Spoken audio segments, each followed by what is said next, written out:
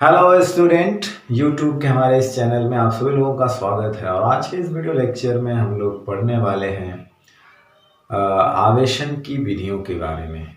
यानी कि चार्जिंग के कितने मेथड होते हैं, किसी वस्तु को आवेशित करने की कितनी विधियां हैं। तो हम वस्तु को आवेशित करने की विधियों के बारे में आज पढ़ेंगे। तो मुख्य रूप से 3 विधियां हैं जिसको हम लोग पढ़ेंगे। चालन है, प्रेरण है और घर्षण है। ठीक है, तो मुख्य रूप से 3 विधियों द्वारा हम किसी वस्तु को आवेशित कर सकते हैं। तो आज इन 3 विधियों में हम पढ़ेंगे। पहली है चालन विधि, दूसरी है प्रेरण विधि और तीसरी है घर्षण विधि। तो आवेशन की विधि यानी मेथड ऑफ चार्जिंग, आवेशन की विधियां, मेथड ऑफ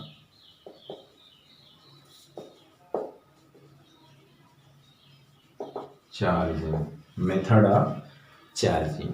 तो आवेशन की 3 विधियां हैं।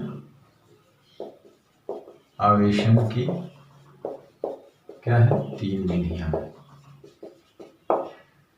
ठीक है ना, होती हैं, मतलब कहने का मतलब है 3 विधियों के बारे में पढ़ेंगे। तो पहली है चालन विधि, कंडक्शन मेथड। पहली कौन सी विधि है? चालन विधि यानी कंडक्शन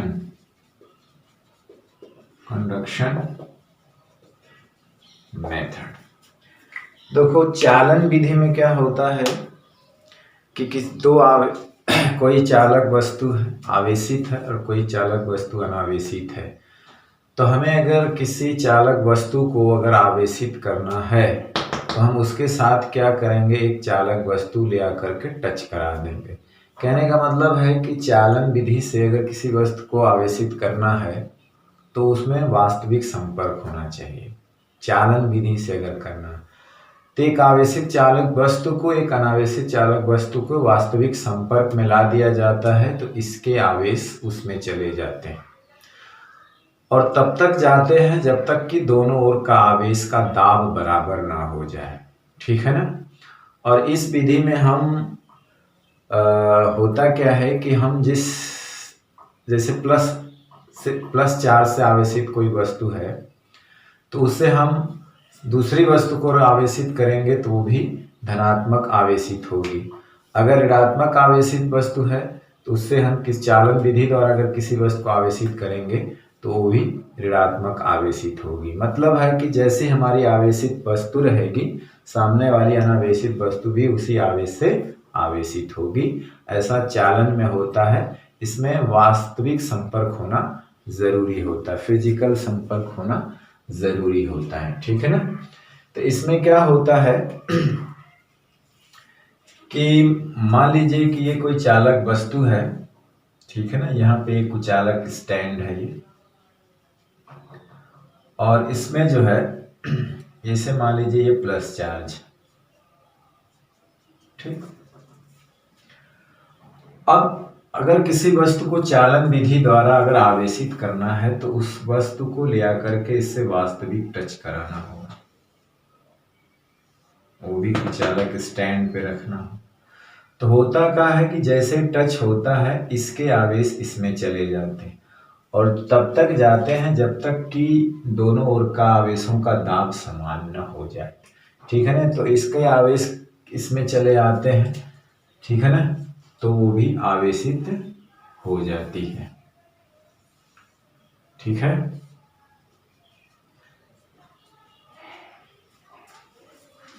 ठीक,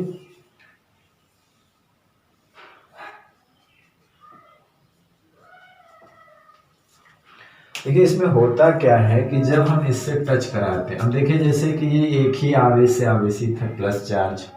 ठीक, तो जानते हैं कि प्लस प्लस में क्या होता है? प्रतिकर्षण होता है। तो ये जो प्लस है एक दूसरे से तनाव में रहेंगे, एक दूसरे से क्या रहेंगे? तनाव में, यानी एक दूसरे से दूर भागने की कोशिश करते हैं। तो ये चालक वस्तु के सतह पे आ जाते हैं। ठीक है ना। जैसे जब भी किसी चालक वस्तु को आवेश दिया जाता है तो वो चालक वस्तु की बाहरी सतह पे एक समान रूप से फैल जाता है। ठीक है ना। ऐसा चालक के लिए होता है। कुचालक में तो ये होता है कि जहां उसको दिया जाता चार्ज वो वहीं पड़ा रहता है। लेकिन अगर कोई चालक वस्तु है उसको अगर हम चार्ज देते हैं तो वो चार्ज उसके बाहरी सतह पे फैल जाता है, क्योंकि वो चार्ज में आपस में क्या होता है, प्रतिकर्षण होता है, तो एक दूसरे से तनाव की स्थिति में होते हैं और यूनिफॉर्मली डिस्ट्रीब्यूट हो जाते हैं पूरे बॉडी पर, पूरे जो उसकी बाहरी सतह होती है। क्यों? क्योंकि उनके एक दूसरे में क्या होता है, प्रतिकर्षण होता है, तनाव होता है, दूर भागना चाहते हैं। अब समस्या ये है कि ये दूर जा नहीं, मतलब सतह छोड़ नहीं सकते, क्योंकि ये प्लस सतह से बाहर जाएगा तो इधर वायु है, इधर क्या है, वायु, और वायु क्या है, कुचालक होती है। वायु क्या होती है, कुचालक होती है, इसलिए वायु में आवेश जा नहीं पाता है। तो इसीलिए जहां तक जाना चाहता है वो कहाँ तक जा सकता है, उसकी बाहरी सतह तक। इसीलिए चार्ज जो है चालक बॉडी के बाहरी सतह पर जाकर के एडजस्ट हो जाता है, रुक जाता है, क्योंकि इधर वायु में वो नहीं जा पाता है, क्योंकि वायु उसको जाने का मार्ग नहीं देती, क्योंकि वो चालक नहीं, क्या है, इंसुलेटर होता है। वायु क्या है, इंसुलेटर क्या है, इसके बारे में भी बात करेंगे कि कंडक्टर, इंसुलेटर और सेमीकंडक्टर्स क्या होते हैं चालकता के आधार पे। तो वायु इंसुलेटर है, इससे होकर आवेश का प्रवाह नहीं होता है, ठीक है ना। तो इसलिए वायु ये बाहर सतह को छोड़ करके नहीं जा सकते। अब जैसे ही कोई इसको चालक टच करा देते हैं तो उनको मार्ग मिल जाता है। यहाँ वायु थी, यहाँ नहीं गए, यहाँ कोई चालक पदार्थ आके मिल जाता है तो ये खट से क्या होते हैं, इसमें चले जाते हैं, ठीक है ना। तो अब देखिए ये जाते क्यों हैं, क्योंकि यहाँ पे मान लीजिए कि एक प्लस आया तो ये सारे प्लस, मान लो इस तरह से बात है, ठीक है ना, इस तरह से चार्ज है, ठीक। तो ये पांचों चार्ज क्या होते हैं, इसको पुश करते हैं और ये इधर चला आता है, ठीक है ना, पुश कर दिए, यहाँ चला आया। फिर क्या हुआ कि एक तो यहाँ आ गया, अब बचे 4 5, तो ये चारों इसको पुश करते हैं तो एक और बढ़ा दिया, आ गया, सॉरी एक और आ गया। अब यहाँ बचे 4। अब होता क्या है कि देखिए इन दोनों प्लस में भी प्रतिकर्षण होता है, क्या होता है, प्रतिकर्षण होता है, तो ये दोनों दूर भागते हैं। लेकिन होता क्या है कि यहाँ पर देखिए ये इसको अकेला इधर ढकेलेगा, इसको 3 मिल करके ढकेलेंगे, तो कौन सा ज्यादा फोर्स होगा, एक अकेला कि ये तीनों मिलकर के इसको ढकेलेंगे, तो ये भारी पड़ेगा, तो ये यहाँ पे चला आता है, ठीक। अब देखिए इस प्लस को ये 2 प्लस ढकेलेंगे, इस प्लस को भी ये 2 प्लस ढकेलेंगे, तो दोनों ओर से फोर्स बराबर होगा, तब ना प्लस इसमें जाएगा ना ये प्लस इसमें, यानी दोनों तरफ से आवेश बराबर हो गए, ठीक है ना, आधा आधा का बंटवारा कर लिए, ठीक है। जैसे टैग वार आपने देखा होगा, रस्सी का खींचातानी होती है, टैग वार जिसको कहते हैं। तो रस्सी अगर बैलेंस में रहती है तो इसका मतलब है कि दोनों टीम बराबर बल से एक दूसरे को खींच रही हैं, ना ही रस्सी उधर जा रही है ना ही रस्सी इधर जा रही है। तो वही है कि यहाँ का चार्ज जो है, मान लीजिए ये दोनों मिलकर इसको ढकेलना चाहते हैं और ये दोनों मिलकर इसको ढकेलना चाहते हैं, दोनों लगाते हैं बराबर बल, न चार्ज इसमें जा पाता न चार्ज इसमें, तब तक जाता है जब तक दोनों ओर से बलों में डिफरेंस होता है। दोनों ओर से बलों में क्या होता है, डिफरेंस होता है। और जब दोनों ओर से आवेशों का दाब बराबर हो जाता है तो इनका जाना रुक जाता है, फिर इनको अलग कर लिया जाता है। इस केस में क्या होता है कि जिस आवेश से चालक वस्तु आवेशित होती है, अनावेशित वस्तु भी उसी आवेश से आवेशित होगी। अगर ये धनात्मक है तो ये भी धनात्मक आवेशित होगी, ये ऋणात्मक है तो ये भी ऋणात्मक आवेशित होगी, ठीक है ना। तो इस तरह से जो चालन विधि में आवेशन की क्रिया होती है वो वास्तविक संपर्क के द्वारा होती है, ठीक है ना। और दोनों वस्तुएं चालक होनी चाहिए, ठीक, एक आवेश रहित होगी और एक आवेश युक्त होगी, तभी तो ये चार्ज इसमें आ जाएगा। इसमें कोई चार्ज नहीं है, इसको जैसे टच कराएंगे इसके चार्ज इसमें भागने लगेंगे, सतह से इधर जा नहीं पाते क्योंकि इधर वायु है, वायु जो होती है वो कुचालक होती है, आवेश का प्रवाह उससे होकर नहीं होता है, ठीक है ना। तो इसीलिए आवेश यहाँ पे चालक पा जाते हैं, जाने का मार्ग फट से इसमें आ जाते हैं, और तब तक आते हैं जब तक कि यहाँ के आवेश का दाब और यहाँ के आवेश का दाब बराबर ना हो जाए, ठीक है। तो ये है चालन विधि द्वारा आवेशन, ठीक है। तो अब जैसे मान लीजिए अगर इस पे Q चार्ज है तो इन दोनों पे क्या हो जाएगा, बट जाएगा Q/2 Q/2। ठीक, टच कराने के बाद आवेश बराबर बराबर बढ़ जाते हैं। लेकिन ऐसा कब होता है, एक चीज यहाँ पे लिखना ज्यादा उचित नहीं, ऐसा कब होता है जब दोनों चालक सर्वसम हो।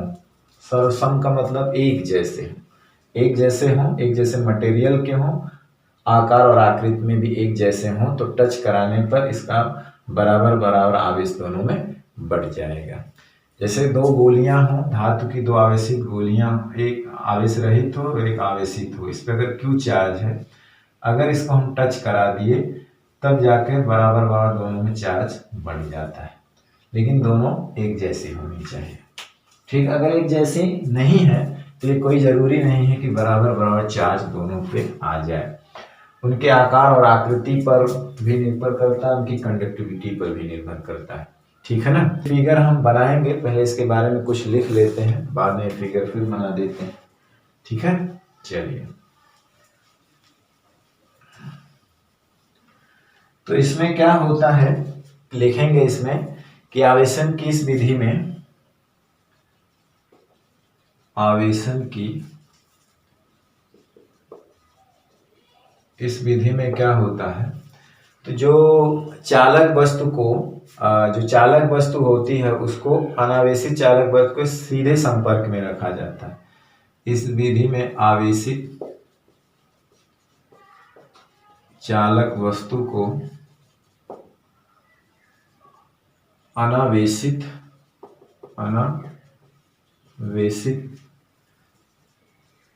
चालक वस्तु के सीधे संपर्क में रखा जाता है। सीधे संपर्क, फिजिकली कांटेक्ट होना चाहिए, रखा जाता है ना, जिससे आवेशित चालक वस्तु के आवेश, जिससे आवेशित चालक वस्तु के आवेश किस में जाने लगते हैं, अनावेशित चालक वस्तु में जाने लगते हैं। ठीक है ना, अनावेशित चालक वस्तु में स्थानांतरित होने लगते हैं। अनावेशित चालक वस्तु में स्थानांतरित होने लगते हैं। अनावेशित चालक वस्तु में स्थानांतरित होने लगते हैं। ठीक है ना। तो आवेशों का जो वितरण हो, स्थानांतरण कब तक होता है, जब तक कि दोनों चालक वस्तुओं में आवेशों का दाब बराबर ना हो जाए। तो हम क्या लिखेंगे कि आवेशों का स्थानांतरण, आवेशों का स्थानांतरण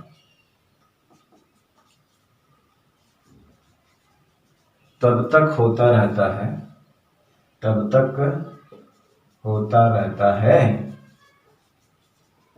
जब तक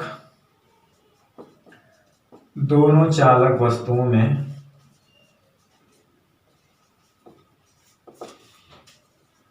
आवेशों का दाब बराबर न हो जाए,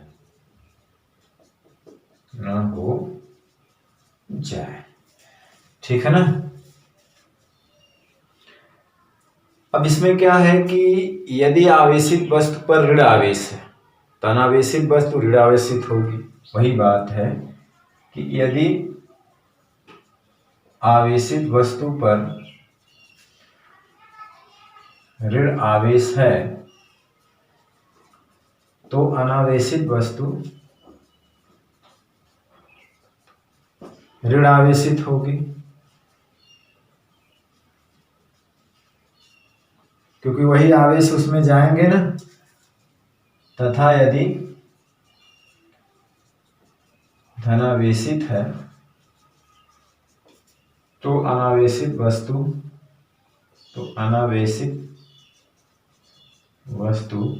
धन आवेश से आवेशित होगी, से आवेशित होगी। ठीक है ना।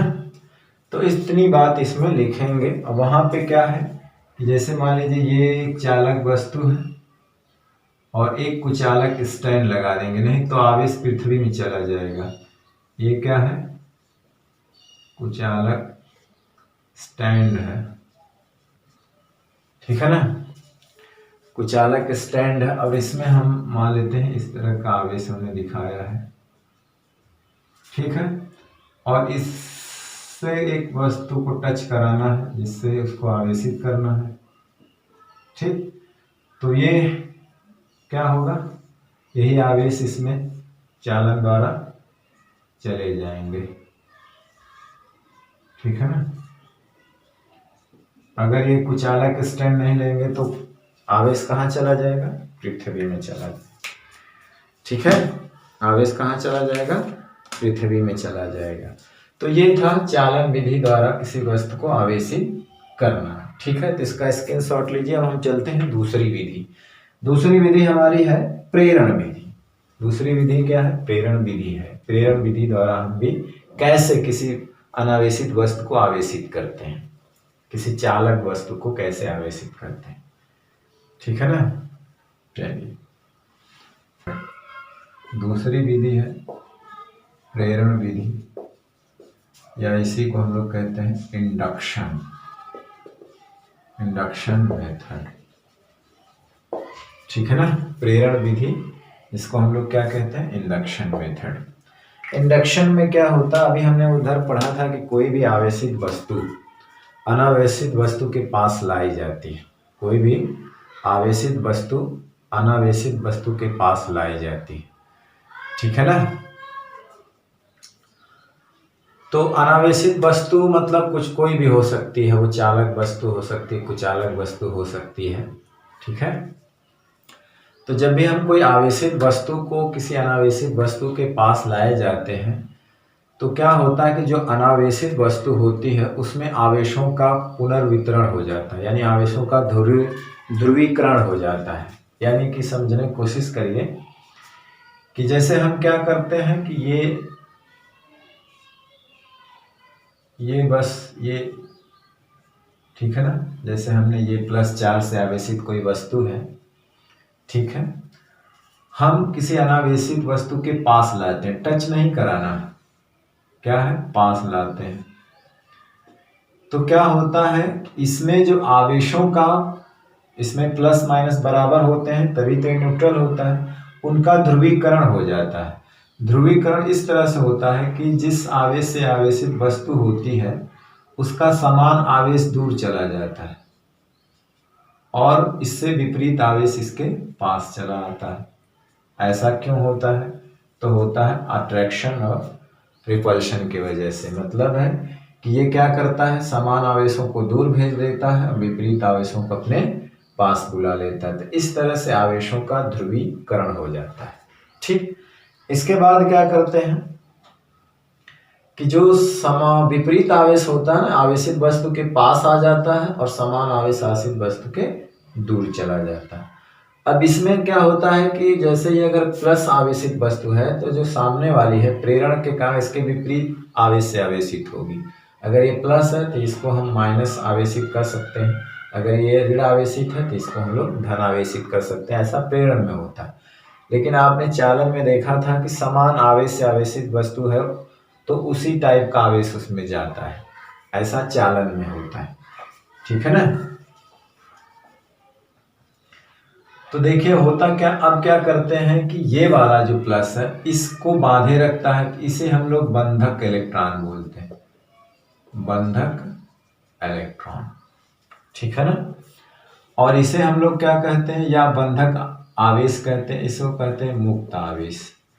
मतलब इसको यहाँ से हटाया जा सकता है क्योंकि ये इसको दूर भगाना चाहता है, ठीक है ना। तो इसको हम लोग क्या कहते हैं, मुक्त आवेश। और ये बंधक आवेश या बंधक इलेक्ट्रॉन है, मुक्त इलेक्ट्रॉन एक कह सकते हैं, प्लस है तो मुक्त आवेश कह सकते हैं। ये बंधक आवेश है, प्रोटॉन है एक तरह से, ये इलेक्ट्रॉन है, ठीक है ना।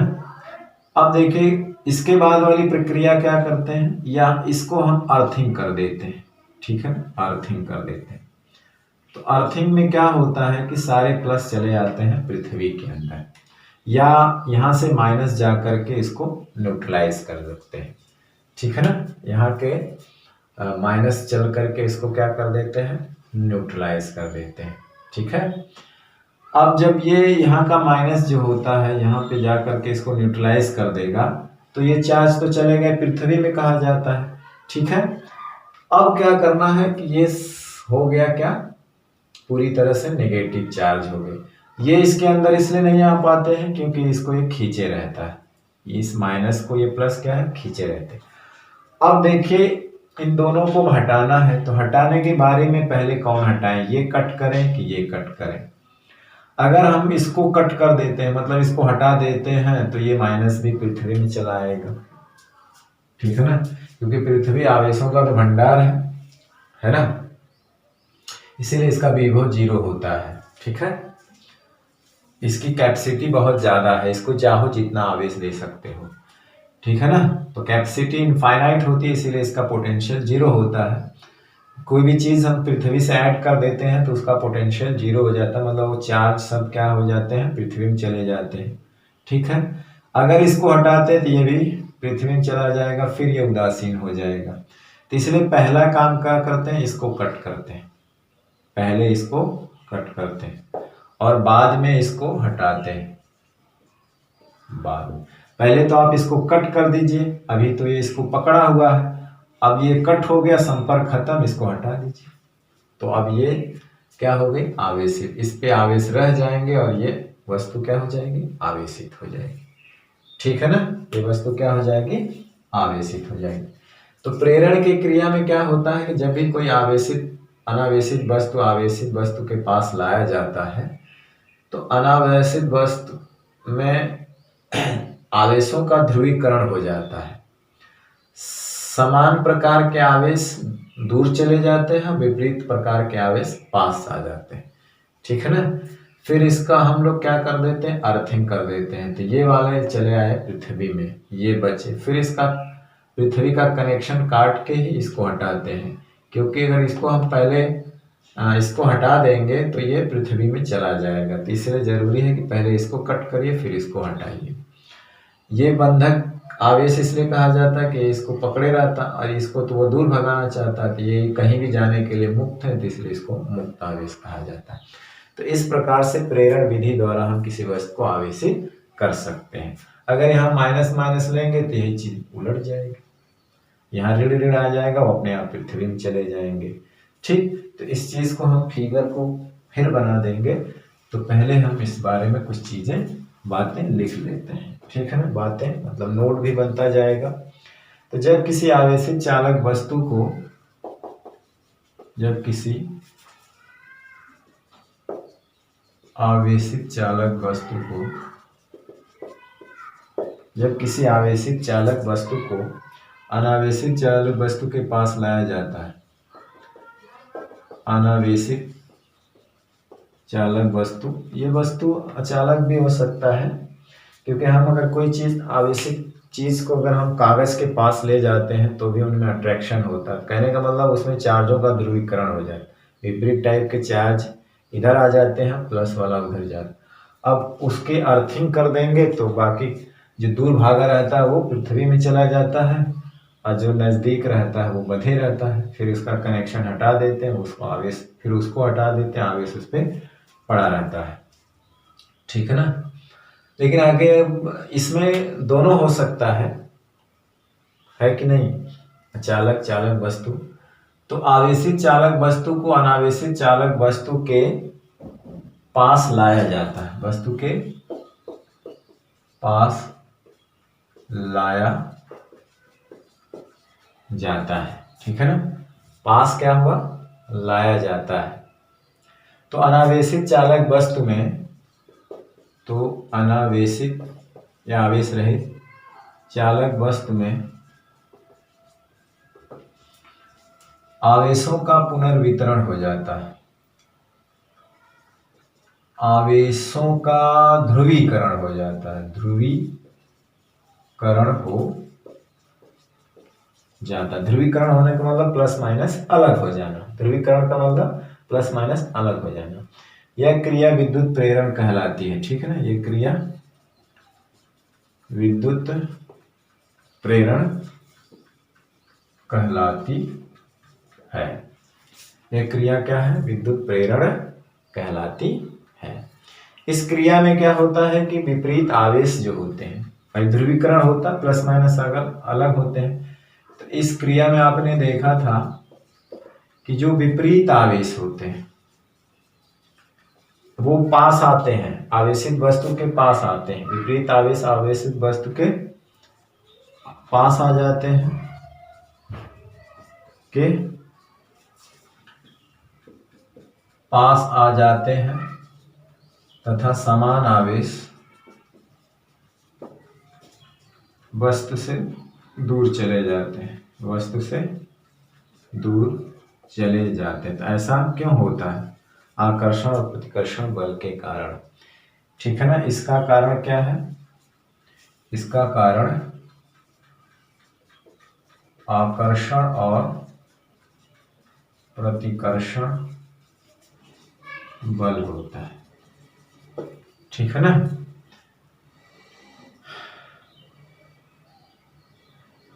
फिर हम क्या करते हैं कि उसे अर्थिंग कर देते हैं। यानी हम एक यहाँ पे लेते हैं, ये आवेशित है, ये कुचालक स्टैंड है, इसमें चार्ज है, और एक इसके पास अनावेशित वस्तु भी चालक वस्तु लेते हैं। तो ये प्रेरण के कारण माइनस को इधर खींच लेता है, प्लस को दूर भेज देता है, ठीक। तो इन्हें हम क्या कहते हैं? इन्हें बंधक आवेश कहते हैं, एक तरह से कह लीजिए। ये बंधक आवेश है, बाउंडेड चार्ज है, और ये मुक्त आवेश है। फिर इनको क्या कर दिया जाता है? अर्थिंग कर दिया जाता है, ठीक। इसके बाद इस अर्थिंग को पहले कट करते हैं, फिर बाद में इसको हटाते हैं। तो यहाँ पे हम लिख देते हैं, यहाँ पे लिख लीजिएगा पहले, और इसको बाद में हटाते हैं, ठीक है ना। अब दोनों को जब अलग अलग करते हैं,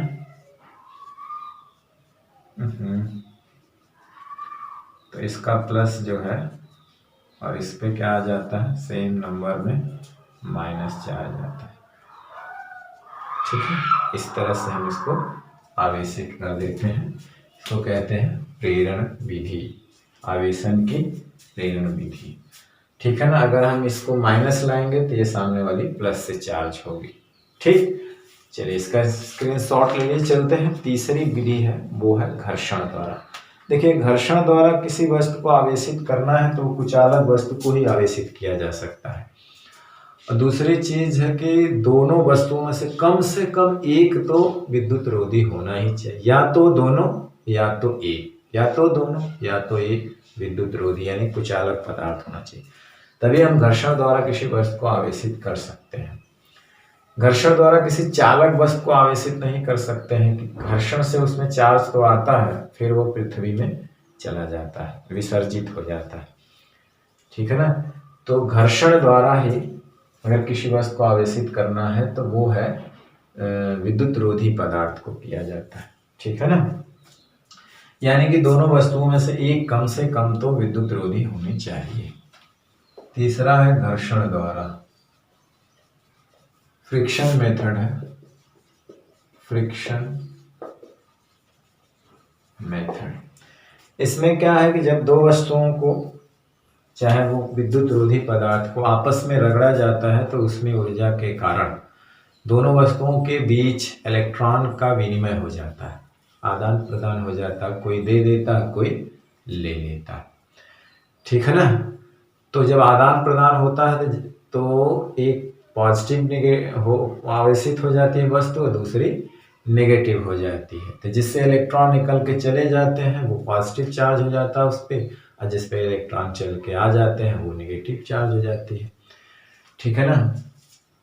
यानी कि आवेशों में जब अंतर आता है, क्योंकि न्यूट्रली वस्तु में तो प्लस माइनस बराबर होते हैं, लेकिन अगर इसी जगह माइनस की कमी हो जाए तो वो धन आवेश से आवेशित हो जाएगी, अगर प्लस की कमी हो जाए तो ऋण आवेश से आवेशित हो जाएगी।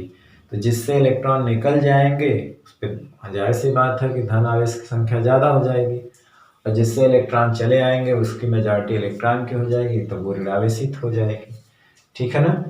तो घर्षण में यही है, चार्जिंग बाय फ्रिक्शन या फ्रिक्शन मेथड, है ना। अब इसको चार्जिंग बाय फ्रिक्शन भी कह सकते हैं। तो जब दो वस्तुओं को आपस में रगड़ा जाता है, इस विधि में जब दो वस्तुओं को आपस में रगड़ा जाता है, जब दो वस्तुओं को आपस में रगड़ा जाता है तो उसमें ऊर्जा के कारण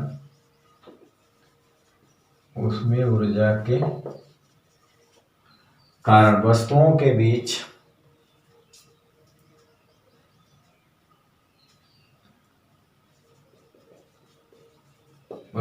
के बीच है ना इलेक्ट्रॉनों का आदान प्रदान हो जाता है, इलेक्ट्रॉन का विनिमय हो जाता है, इलेक्ट्रॉन का विनिमय होता है, लेन देन होता है, इलेक्ट्रॉन का विनिमय या आदान विनिमय हो जाता है या आदान प्रदान हो जाता है, ठीक है ना। तो इस प्रकार एक वस्तु धनावेशित तथा दूसरी वस्तु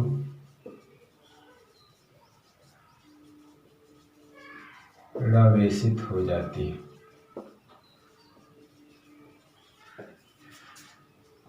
जिस वस्तु से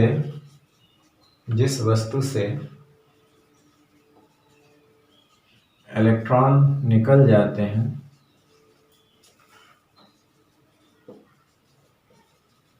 वह धनावेशित तथा जिस वस्तु पर आ जाते हैं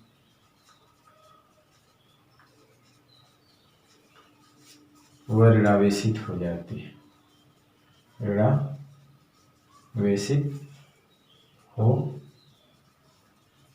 जाती है, ठीक है ना। इस प्रक्रिया में क्या होता है कि दोनों पे बराबर लेकिन विपरीत प्रकृति के आवेश उत्पन्न होते हैं। इस प्रक्रिया में दोनों पर बराबर परंतु विपरीत प्रकृति के आवेश उत्पन्न होते हैं,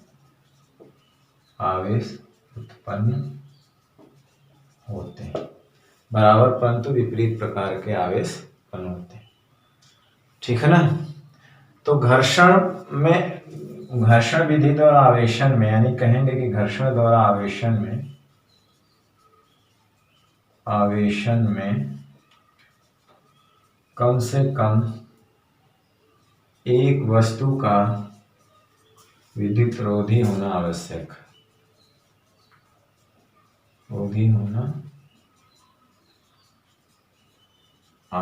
होता है, या तो दोनों हो या तो कम से कम एक जरूर होना चाहिए, ठीक है ना। तो ये था घर्षण द्वारा। हालांकि जब हमने इसका वो शुरुआत किया था चैप्टर का, तो उसमें हमने घर्षण द्वारा ही चार्ज, जैसे कांच को रेशम से रगड़ा, एबोनाइट से बिल्ली की खाल को रगड़ा, कंघे से बाल को रगड़ा, तो यहीं से एक्सपेरिमेंट शुरू हुआ था। तो हम एक्सपेरिमेंट के द्वारा ये पता किए थे कि चार्ज दो प्रकार के होते हैं, और ये भी हमने दिखाया था कि समान प्रकार के आवेश एक दूसरे से प्रतिकर्षण करते थे और विपरीत प्रकार के आवेश एक दूसरे को अट्रैक्ट करके न्यूट्रल करने की क्षमता रखते हैं, ठीक है ना। तो घर्षण के बारे में तो विशेषकर पहले ही लेक्चर में बात हो चुकी थी। तो ये घर्षण द्वारा हम दो कुचालक वस्तु या कम से कम एक कुचालक वस्तु हो तब हम उसको आवेशित कर सकते हैं, ठीक है। तो ये था हमारा आवेशन की विधियां, जिसमें हम लोगों ने पढ़ा चालन की विधि, प्रेरण की विधि और घर्षण की विधि, यानी घर्षण द्वारा, चालन द्वारा, प्रेरण द्वारा। अब एक चीज हम और इसमें पढ़ लेते हैं, विद्युतदर्शी क्या होता है, इलेक्ट्रोस्कोप क्या होता है, ठीक है ना। इसमें और हम पढ़ लेते हैं कि इलेक्ट्रोस्कोप क्या होता है, ठीक। तो इलेक्ट्रोस्कोप क्या होता है, वो एक ऐसा सरल उपकरण होता है जो किसी वस्तु पे आवेश है या नहीं उसका पता लगाता है। कोई वस्तु आवेशित है या नहीं इसका पता लगाता है विद्युतदर्शी, ठीक है ना। इसको हम लोग अंग्रेजी में इलेक्ट्रोस्कोप कहते हैं, या इसे हम लोग स्वर्ण विद्युतदर्शी भी कहा जाता है। स्वर्ण विद्युतदर्शी क्योंकि इसमें स्वर्ण की 2 पत्तियां लगी होती हैं, ठीक है ना। तो इसे हम लोग स्वर्ण विद्युतदर्शी भी कहते हैं या विद्युतदर्शी या इलेक्ट्रोस्कोप कहते हैं, ठीक है ना। तो इसका स्क्रीनशॉट लीजिए, इसको मिटा दिया जाए। हम लोग पढ़ेंगे विद्युतदर्शी। तो हमारी अगली हेडिंग रहेगी विद्युतदर्शी। विद्युतदर्शी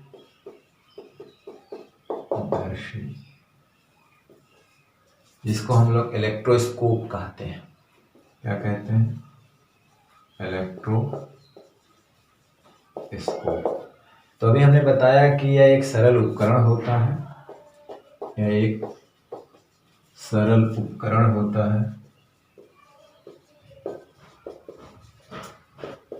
जिसकी सहायता से किसी वस्तु पर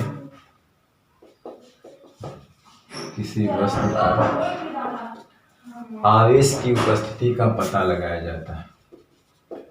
आवेश की उपस्थिति का पता लगाया जाता है।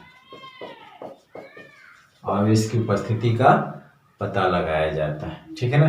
इसे स्वर्ण विद्युतदर्शी भी कहा जाता है। इसे स्वर्ण विद्युतदर्शी भी कहा जाता है। इसे स्वर्ण विद्युतदर्शी भी कहा जाता है। अब इसके हम लोग रचना और कार्यविधि दोनों हमें देख लेते हैं। रचना तथा कार्यविधि, वर्किंग सब इसी में आ जाएगा, ठीक है। रचना तथा कार्यविधि। तो रचना में क्या होता है? कांच का एक जार होता है। कांच का क्या होता है? एक जार होता है, ठीक। कांच का एक जार हुआ, इसमें कांच का जार होता है, ठीक है ना। और इसमें धातु की एक छड़ होती है, यहाँ पे कार्क लगा होता है। ये धातु की एक छड़ है, ठीक है ना। ये धातु की एक छड़ है, यहाँ पे कार्क लगा होता है। कार्क मतलब कसने के लिए, ठीक। ये कार्क है। और धातु के एक ऊपर एक गुंडी होती है, ये भी धातु की गुंडी होती है, थोड़ा, ठीक है ना। यानी कुछ इस तरह से होती है, उभरी होती है, इसको धातु की गुंडी कहते हैं, ठीक। मेटल गुंडी होती, धातु की गुंडी, ठीक है। और ये रॉड होता है, इस रॉड से 2 जो है स्वर्ण की पत्तियां जुड़ी होती हैं, इसको L1 और L2 कह सकते हैं, ठीक है ना। इससे स्वर्ण की 2 पत्तियां जुड़ी होती हैं, आप चाहे तो इसको L1 L2 कह सकते हैं। ये धातु की छड़ होती है, धातु की छड़। अब देखिए, किसी वस्तु पे आवेश है या नहीं उसका पता लगाना होता है, तो ये जो घुंडी होती है धातु की, उसको इसके पास लाते हैं, ठीक है ना। उसको क्या करते हैं? इसके पास लाते हैं। जैसे कोई आवेश वस्तु है, इस पे जैसे मान लीजिए प्लस चार्ज है, माइनस चार्ज है, कोई भी चार्ज है, इस पे हमको पता करना है कि इस पे चार्ज है कि नहीं है। तो अगर इस पे चार्ज होगा तो जाहिर सी बात है इसको हम टच कराएंगे। ये भी चालक है, ये भी चालक है, मान लीजिए धातु है तो चालक है।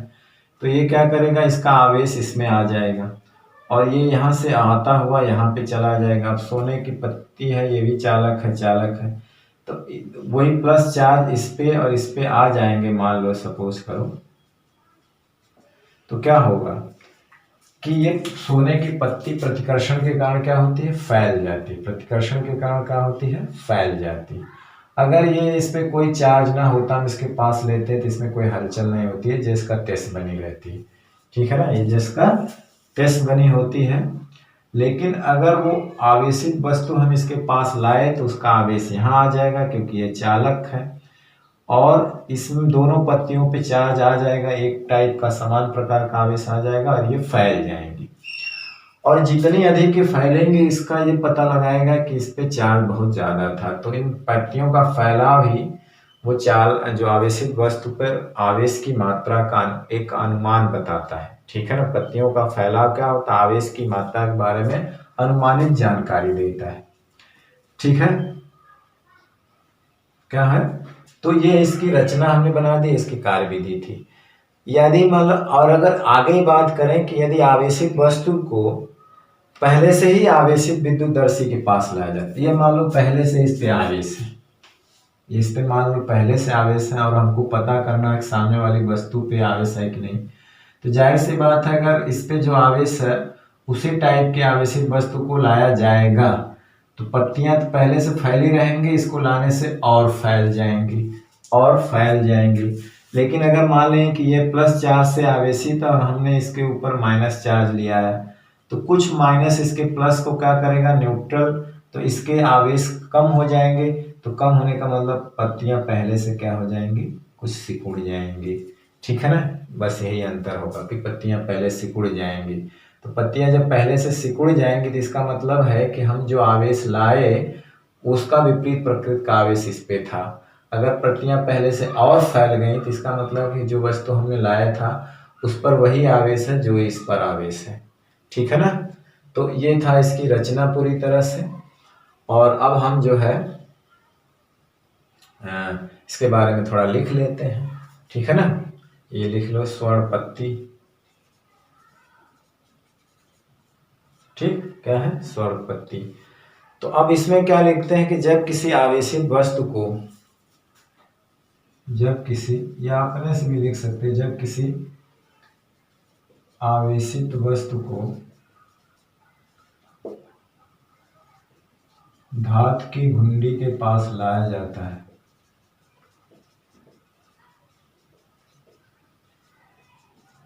जब किसी आवेशित वस्तु को धातु के घुंडी के पास क्या करता, लाया जाता है या संपर्क में लाया जाता है। ठीक है ना, संपर्क ही कराना है, चालन विधि पे ही काम करता है, संपर्क कराना जरूरी है। तो कुछ आवेश कहाँ चले जाते हैं, स्वर्ण पत्तियों में चले जाते हैं। तो कुछ आवेश जो है स्वर्ण पत्तियों में चले जाते हैं। कुछ आवेश कहाँ चले जाते हैं, स्वर्ण पत्तियों में चले जाते हैं। ठीक है ना, तो प्रतिकर्षण के कारण क्या होता है, पत्तियां फैल जाती हैं। तो प्रतिकर्षण के कारण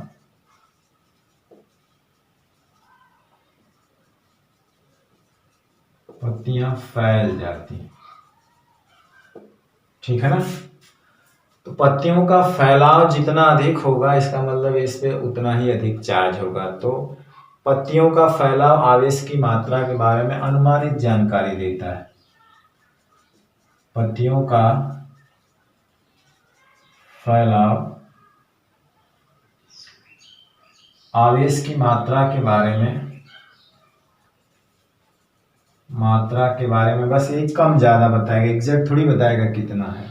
पत्तियों का फैलाव आवेश की मात्रा के बारे में एक अनुमानित जानकारी देता है, अनुमानित जानकारी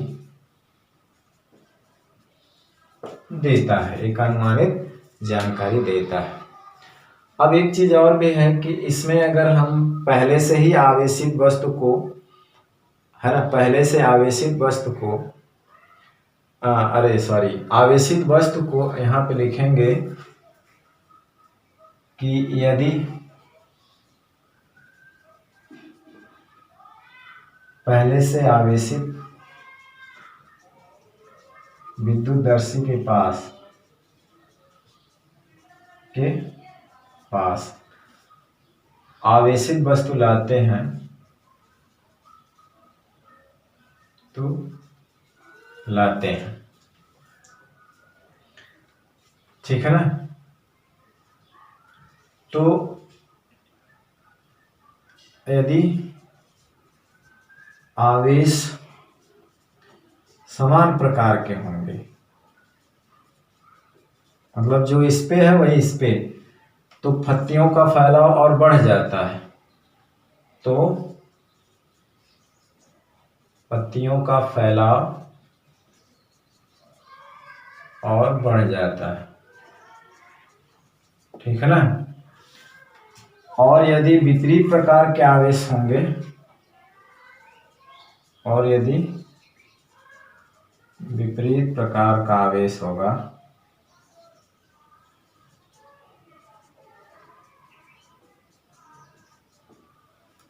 तो पत्तियां पहले से थोड़ा सिकुड़ जाएंगी, तो पत्तियां पहले से थोड़ा सिकुड़ जाएंगे, पत्तियां पहले से थोड़ा सिकुड़ जाएंगे। तो पत्तियां पहले से थोड़ा क्या हो जाएंगे, सिकुड़ जाएंगे, ठीक है ना। तो इसका मेन मकसद यही होता है विद्युतदर्शी का कि कोई वस्तु आवेशित है कि नहीं उसका पता लगाता है, ठीक है ना। जैसा कि हमने लिखा है कि एक सरल उपकरण होता है जिसकी सहायता से किसी वस्तु पर आवेश की उपस्थिति का पता लगाया जाता है, इसे स्वर्ण विद्युतदर्शी भी कहा जाता है। तो ये था इसके बारे में, इसकी रचना कार्य विधि, ठीक है ना, इसे कहते हैं विद्युतदर्शी। ठीक, तो आज का वीडियो लेक्चर हम यही समाप्त करते हैं। आज के वीडियो लेक्चर में हमने पढ़ा कि आवेशित किसी वस्तु को आवेशित करने की कौन कौन सी विधियां हैं। तो चालन विधि, प्रेरण विधि और घर्षण विधि था। घर्षण द्वारा, चालन द्वारा, प्रेरण द्वारा। और उसी में हमने पढ़ा कि विद्युतदर्शी क्या होता है। तो विद्युतदर्शी क्या होता है आपने जाना। अब देखिए इसी में एक हेडिंग है एनसीईआरटी बुक में कि चालकता के आधार पर चालक, कुचालक और अर्धचालक में अंतर स्पष्ट कीजिए। चालकता का मतलब ये होता है कि चार्ज को जो बहने दे, कोई नहीं बहने देता। तो देखिए जो चालक होता है वो अपने में से आसानी से आवेश को बहने देता है। तो वह पदार्थ जिनसे होकर आवेश आसानी से बह जाते हैं, चले जाते हैं, एक सिरे से दूसरे सिरे तक चले जाते हैं, उसे हम लोग चालक पदार्थ कहते हैं। जैसे सभी धातुएं हैं, ठीक है ना, क्या है, वाटर है, सभी धातुएं हैं, ठीक। धातुओं में सब आ जाएगा जो भी है, जैसे ग्रेफाइट है, अधातुओं में ग्रेफाइट है, ठीक। अब आता है कुचालक पदार्थ। तो कुचालक जिसको इंसुलेटर कहते हैं, कुचालक उसको इसलिए कहा जाता है चालकता के आधार पे कि वो आवेश को अपने में से होकर जाने ही नहीं देता, ठीक है ना। जितने भी विद्युत रोधी पदार्थ हैं जैसे कांच है, रेशम है, प्लास्टिक है, कागज है, सूखी लकड़ी है, ये सारे चीज क्या है, कुचालक पदार्थ हैं जो अपने में से आवेश को बहने ही नहीं देते। और एक होता अर्धचालक। अर्धचालक मतलब होता है ना वो कुचालक होता है ना पूरी तरह से चालक होता है, वो दोनों के बीच की अवस्था होती है।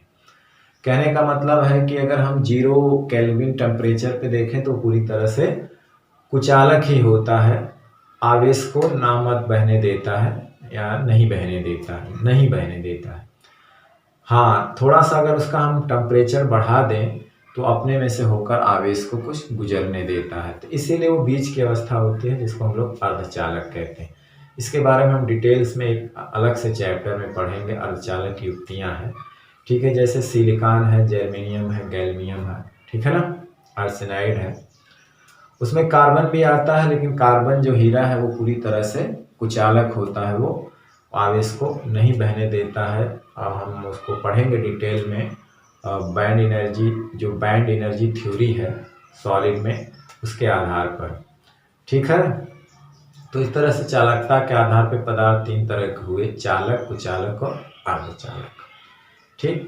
तो चलिए आज का वीडियो लेक्चर हम यहीं समाप्त करते हैं और नेक्स्ट वीडियो लेक्चर में नेक्स्ट टॉपिक के साथ आपसे फिर मिलते हैं। तब तक पढ़ाई करते रहिए, पढ़ते रहिए। All the very best, thank you very much.